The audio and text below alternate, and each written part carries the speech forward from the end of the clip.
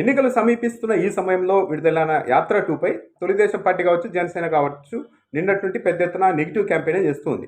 అయితే ఈ సినిమా కార్యకర్తలపైన కావచ్చు, వైసీపీ కార్యకర్తలపైన కావచ్చు, సామాన్య ప్రజలపైన కావచ్చు ఎలాంటి ప్రభావం చూపుతుంది, అసలు ఈ సినిమాలో ఏంటుంది చూద్దామన్న ఉద్దేశంతో నేను కూడా ఈ సినిమా అయితే చూశాను.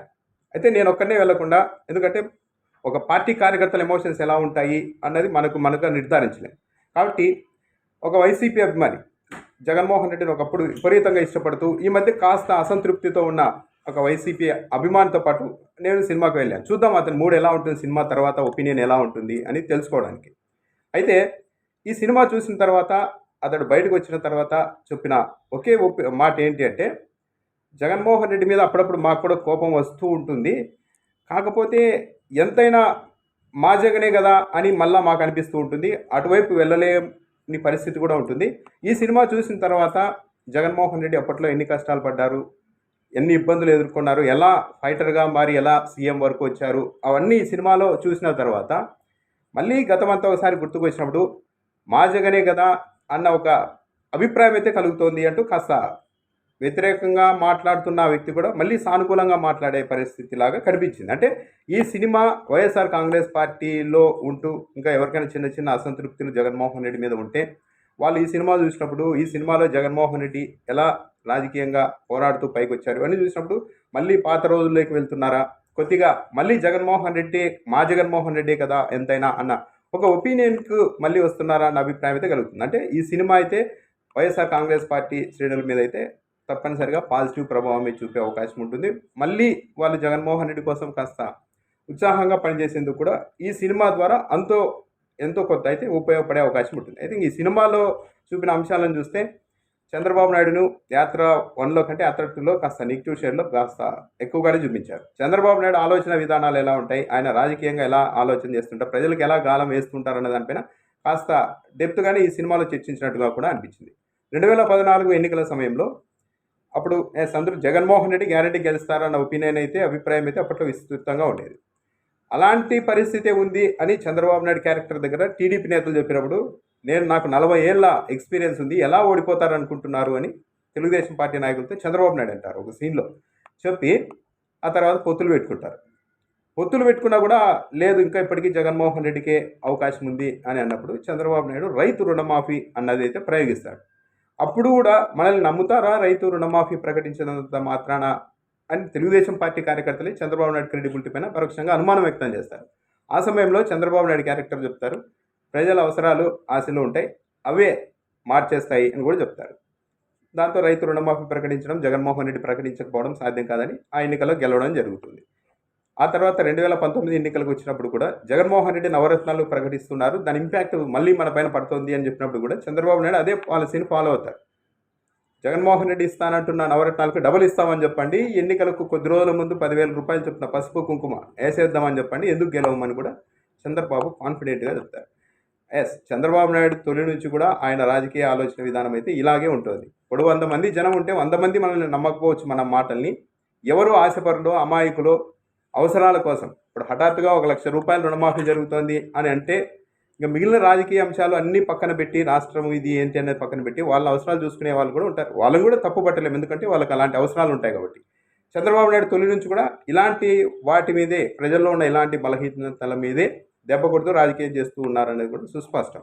ఇప్పుడు చంద్రబాబు నాయుడు తిరిగి ఈ స్థాయిలో ప్రతి మహిళకు 1,500 ఇస్తాం, రైతులకు ఎంతమంది పిల్లలుంటే అంతమందికి అమ్మఒడి ఇస్తాం అని జగన్మోహన్ రెడ్డి పథకాన్ని యాజ్ ఇట్ ఈజ్ తాను పెంచిస్తానని చెప్తున్నారు. అంటే ఇదే ఎవరెవరు నమ్ముతారు, ఎవరు నమ్మకుండా ఉండడం కంటే ఎవరినో ఒకరిని నమ్మించడం మేలు కదా, కొద్దిగైనా ప్లస్ అవుతుంది కదా అన్నది చంద్రబాబు నాయుడు తొలి నుంచి కూడా చేస్తున్న ఆలోచన. తీరా గెలిచిన తర్వాత వాటిని ఎంతవరకు అమలు చేస్తారనేది ట్రాక్ రికార్డుని బట్టి చెప్తుంది. కాకపోతే చంద్రబాబు నాయుడు కాన్ఫిడెన్స్ ఏంటి అంటే రాజకీయంగా కూడా ఒకసారి ప్రజలు నమ్ముతారు, ఎన్నికల్లో గెలిపిస్తారు, మనం హామీలు అమలు చేయకపోయినా మళ్ళీ ఒకసారి ఓడిస్తారు, కానీ మళ్ళీ 5 ఏళ్ళు వచ్చేసరికి గతంలో తాము ఎలా మోసం చేశాము, హామీలను ఎలా ఎగ్గొట్టాము అన్నట్టుని మర్చిపోతారు. షార్ట్ మెమరీ ప్రజలది, మళ్ళీ మనల్ని గెలిపిస్తారు. అంటే మన హామీలతో ఒకసారి అధికారంలోకి వస్తాం, మళ్ళాసారి ఓడిపోయినా మళ్ళీ అలాంటి హామీలు ఇచ్చి మళ్ళీ అధికారంలోకి రావచ్చు అన్న కాన్సెప్ట్తో అయితే చంద్రబాబు నాయుడు పొలిటికల్ లైఫ్ నడుస్తుంది. ఈ సినిమాలో కూడా దానిపైన ప్రధానంగా చర్చించినట్టయింది. ఇక సోనియా గాంధీ క్యారెక్టర్ అయితే ఆమె చాలా యారోగెంట్ క్యారెక్టర్ అని ఎస్టాబ్లిష్ చేయడానికైతే చేశారు. కొన్ని సీన్లను కూడా చూపెట్టారు.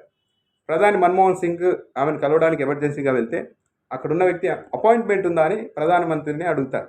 లేదు అపాయింట్మెంట్ లేదు, ఎమర్జెన్సీగా వచ్చానని చెప్పినప్పుడు లోపలికి వెళ్ళి చెప్తే ఇది కాఫీ టైం కదా కాసేపు వెయిట్ చేయమంటారు. సోనియా గాంధీ ఒక పీఎంను వెయిట్ చేయించిన విధానం కూడా చెప్తారు. అదే సన్నివేశంలో ఇక్కడ ఏపీ నుంచి గెలిచిన ఎంపీలంతా జగన్మోహన్ రెడ్డితో సహా 2009లో అప్పుడు ఎన్నికలు అందరూ వెళ్ళి అక్కడ బయట వెయిట్ చేస్తూ ఉంటారు. అందరూ నిలబడుకొని కూర్చోడానికి కుర్చీలు కూడా ఉండవు.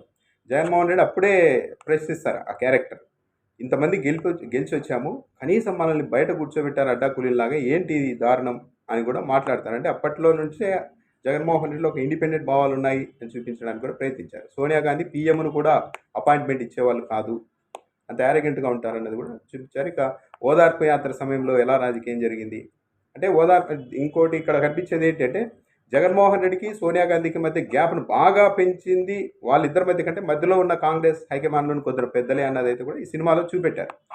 సంతకాలు అందరూ చేస్తారు, ఎమ్మెల్యేలంతా జగన్మోహన్ రెడ్డి ముఖ్యమంత్రిగా ఉండాలని. చివరకు అందరూ ఎక్కువ మంది చేసేసరికి అసంతృప్తి, అంటే జగన్మోహన్ రెడ్డి మీద వ్యతిరేకంగా ఉండే ఎమ్మెల్యేలు కూడా చివరకు సంతకాలు చేయాల్సిన పరిస్థితి వస్తుంది. ఢిల్లీలో ఉండే వాళ్ళు మాత్రం అక్కడికి వెళ్ళి ఎమ్మెల్యేలు స్వతంత్రంగా వాళ్ళకు ఇష్టపూర్వకంగా ఈ సంతకాలు చేశారు అని కాకుండా జగన్మోహన్ రెడ్డి తనను తాను సీఎంగా క్లెయిమ్ చేసుకుంటున్నారు మేడం, ఎమ్మెల్యేలు ఉన్నారని చెప్తూ ఉన్నారంటూ ఆమెను రెచ్చగొట్టేలా చేయడం, దాంతో గ్యాప్ పెరిగి ఆమె కూడా అడ్డుకోవడం, తర్వాత ఓదార్పు యాత్రను కూడా వాళ్ళ తండ్రిలాగే మళ్ళీ జనాల్లోకి వెళ్ళడానికి ట్రై చేస్తున్నారని సోనియా గాంధీకి అన్ని పితూరులు చెప్పడం, ఆమె కూడా వాటిని నమ్మేయడం, ఓదార్పు యాత్రను ఆపాల్సిందిగా చెప్పడం. ఆ తర్వాత జగన్మోహన్ రెడ్డి విజయమ్మ అక్కడికి వెళ్ళి ఎంతగా విజ్ఞప్తి చేసినా కూడా ఆమె అయితే అంగీకరించారు. అంటే జరిగిందే చరిత్రలో అది చూపెట్టారు. దాంతో జగన్మోహన్ రెడ్డి అయితే ఇక ఓదార్పు యాత్ర ఆపేది లేదు, టైం ఇచ్చినా కూడా మీరు రేపులోపు మా నిర్ణయాన్ని చెప్పండి అని చెప్పినా కూడా రేపులోపు ఎందుకు, ఈరోజు చెప్తున్నా, ఇప్పుడే చెప్తున్నా, ఓదార్పు యాత్ర అయితే ఆపేది లేదు అన్నట్టుగా మొండిగానే ముందుకెళ్ళడం, ఆ పైన సిబిఐ కేసులు ఇదంతా జరిగిందే. అలా అంతా కూడా చూపించారు. శుభలేఖ సుధాకర్ క్యారెక్టర్ని అయితే ఎక్కువ చూపించారు. ఆయన ఎవరు అన్న దానిపైన కాస్త సందిగ్ధంగా అటు ఇటు ఉన్నప్పటికీ కూడా ఆయన సాయి ప్రతాప్ క్యారెక్టర్ లాగా అనిపిస్తుంది. ఎందుకంటే సాయి ప్రతాపే జగన్మోహన్ రెడ్డి దగ్గరికి వెళ్ళి సోనియా గాంధీకి ఎదురెళ్ళొద్దు, వాళ్ళు చాలా దారుణంగా ఉంటారు ఢిల్లీలో, ఏమైనా చేస్తారు, ఇబ్బంది పెడతారు అన్నప్పుడు జగన్మోహన్ రెడ్డి ఎండకు పడి వచ్చారు, మజ్జిగ తాగుతారా నీళ్లు తాగుతారా అని అడిగారు నన్ను. అని అప్పట్లో సాయి ప్రతాపే పలు ఇంటర్వ్యూలో చెప్పారు. ఈ సినిమాలో కూడా దాదాపు అలాంటి క్యారెక్టర్నే పెట్టారు. జగన్మోహన్ రెడ్డిని జైల్లో పెట్టినప్పుడు ఆయన చిన్న బండ్ల మీద పడుకున్నప్పుడు మాత్రం వైసీపీ శ్రేణులు కాస్త సినిమాకు వచ్చిన వాళ్ళు కూడా చాలా కామ్గా, అంటే కాస్త బాధగా ఉండిపోవడం అయితే కనిపించింది. ఆ సమయంలో హైకమాండ్ పెద్దలు జైల్లోని అధికారులకు ఫోన్ చేసి జగన్ ఏం చేస్తూ ఉన్నాడు అని అన్నప్పుడు, చిన్నపిల్లల్లో ప్రశాంతంగా పనుకున్నాడు అని అన్నప్పుడు వాళ్ళు ఇంకా ఫ్రస్ట్రేట్ అవుతూ ఉంటారు. జగన్మోహన్ రెడ్డి ఏమేం చేస్తున్నాడని మాకు ఎప్పటికప్పుడు అప్డేట్ ఇస్తూ ఉండండి అని కూడా ఆదేశిస్తారు. ఈ ఫ్రస్ట్రేషన్ అప్పట్లో కూడా టీడీపీ వాళ్ళకి కానీ కాంగ్రెస్ వాళ్ళకి బాగా కలిగింది. ఎందుకంటే జగన్మోహన్ రెడ్డి జైల్లో ఉన్నప్పటికీ కూడా ఎప్పుడైనా కోర్టుకు హాజరైనందుకు బయటకు వచ్చినప్పుడు క్లీన్గా షేవ్ చేసుకొని నవ్వుతూ బయటకు వచ్చేవారు. దాంతో వాళ్ళు ఇంకా ఫ్రస్ట్రేట్ అవుతూ వచ్చిన ఉదంతాలు కూడా ఉన్నాయి. ఇన్ని రోజులు ఇన్ని నెలలు జైల్లో పెట్టినా కూడా బయటకు మాత్రం నవ్వుతూ వస్తాడు, బాగా క్లీన్ షేవ్ చేసుకొని అన్న ఒక ఇదితో ఇంకా ఒత్తిడి చేయడానికి కూడా అప్పట్లో ప్రయత్నించారు. దాన్ని కూడా ఈ సినిమాలో చూపించారు. కొడాలి నాని వైఎస్ఆర్ క్యారెక్టర్కి మధ్య జరిగే సంభాషణ కూడా ఈ సినిమాలో బాగా చూపించారు. దానికి కూడా థియేటర్లో మంచి రెస్పాన్సే కనిపించింది.